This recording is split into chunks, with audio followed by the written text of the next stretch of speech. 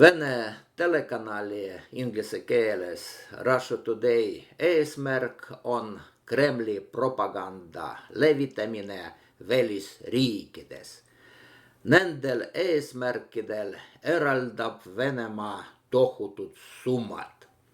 Praegu Russia Today aasta eelarve eurodes on rohkem kui 232 miljonit eurot.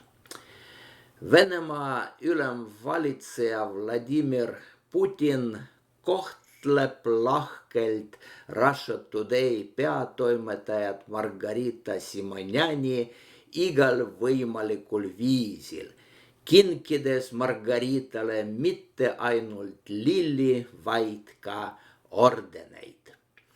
Russia Today töötajad saavad Venemaa standardide järgi hullumeelset palka. Samal ajal ei kõhkle telekanali töötajad avalikult oma kõrgete palkade kiitlemast. Есть нормальный белый доход в компании Arti, который мне платит 143 тысячи рублей в месяц. Telekanali Russia Today keskastme töötaja saab 6300 eurot kuus ja telekanali peadirektor saab kuus rohkem kui 30 000 eurot.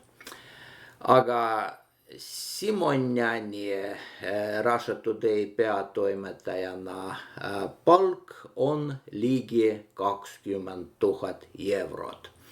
Tegelikult Venemaa meedia andmetel Simonjani kuu sisetulek on 115 000 eurot, kuna ta saab palka mitmelt erinevalt juriidiliselt isikutelt. Ja müstika avaldub, kui võrrelda Kremli propagandistide meeletut palka näiteks õpetajate palkadega. Niisiis Moskvas jääb õpetaja keskmine palk alla 500 euro. Ja see Venemaa pealinnas, provintsides saavad vene õpetajad oluliselt vähem.